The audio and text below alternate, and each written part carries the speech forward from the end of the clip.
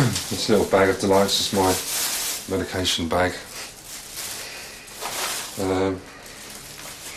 That's the Phentermine, which antidepressants, which I take at night. That's Temazepam, which is pretty heavy sleeping tablets.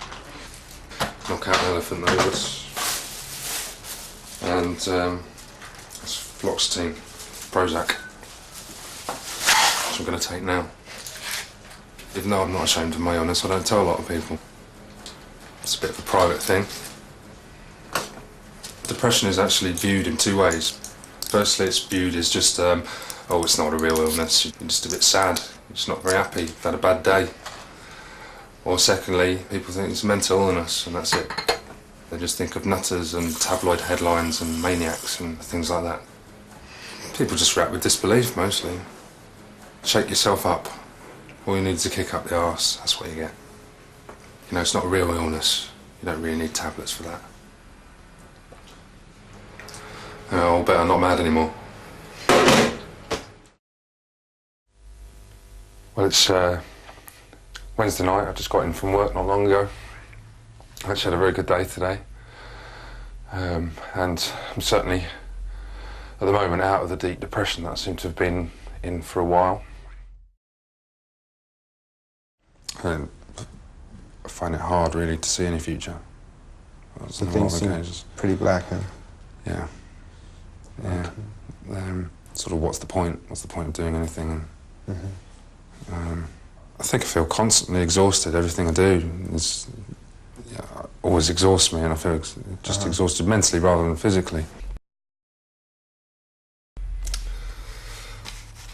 Oh, I've got a badge.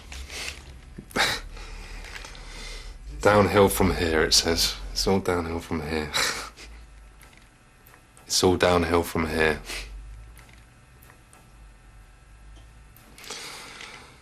Probably right. 3 decades. It's not a bad cricket score. There's only been times when I never thought I'd get this far, so in some ways I'm quite pleased. Why's that, Steve? Well, I believe it's down in most parts of my illness to depression. It's a very debilitating illness. It's not just about being a bit sad every now and again. It actually takes over your life, and you can't. It sounds strange, but it's just impossible to do things. It just is not possible. You don't have the willpower, you don't have the motivation. When I was 10 years old, my mother, she committed suicide whilst on a family shopping trip. It's probably very difficult to trust anybody ever in that life ever again. And I tend to have gone through life either trying to build myself up into this thing that I'm not.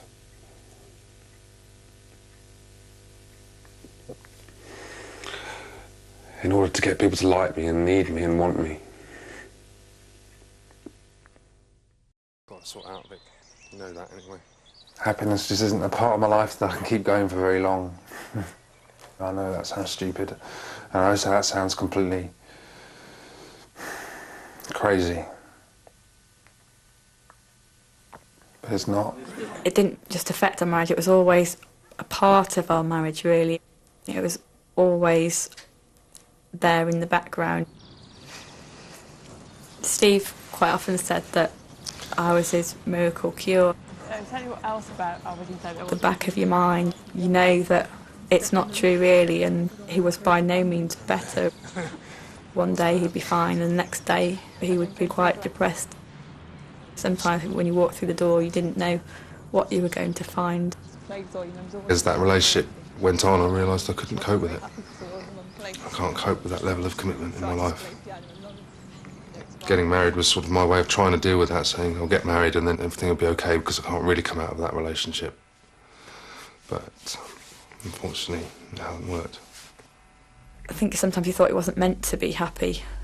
And he withdrew more and more, and we sort of did less and less together. He sort of, it's not like we didn't spend time together, but he sort of withdrew emotionally as well. It feels very weird. He would just say to me that his head didn't work properly sometimes. He would literally be banging his head and saying, why can't I be normal? I really want to get better. The only thing really you can do is give him lots of love and support and a hug mainly a lot of the time. It'll be a bit of a long day for you then. I'm a bit tired then. I'm just grateful for the time we did have together, and certainly if he asked me again, I'd get married again tomorrow. Anyway, you probably I wouldn't do anything any different, and I don't think he would either. I've been a loser all my life and it's not changing now. Still can't do the basic things in life. I still can't build and hold on to relationships with people. Real people, not people like me, who's just heads all over the shop all the time and curled up crying in the corner 1 minute and can't deal with things the way other people deal with them.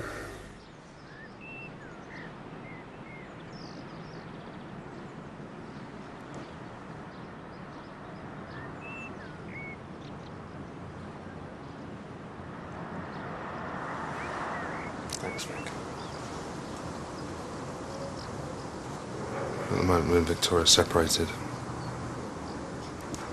Steve is like the nicest man that I've ever met, and I think we had 2 really happy years together, and I don't regret a second of that. I just wanted to be there for him. Thanks.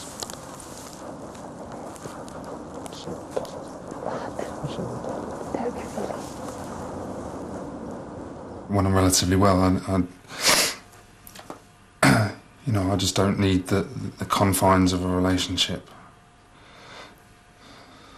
And when I'm depressed, I'm too clingy and I need it too much. And that's not healthy for anybody. It's certainly not healthy for Vic.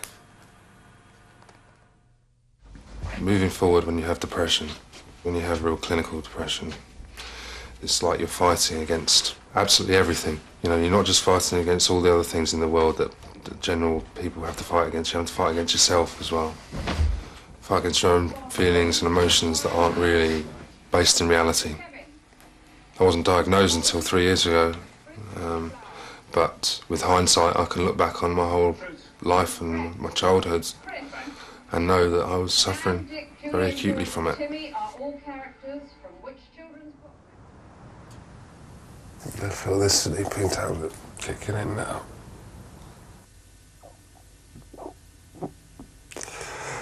Sometimes I just wish I'd never wake up again. It just fucking be easier. I won't have to deal with all this shit. People wouldn't have to deal with me.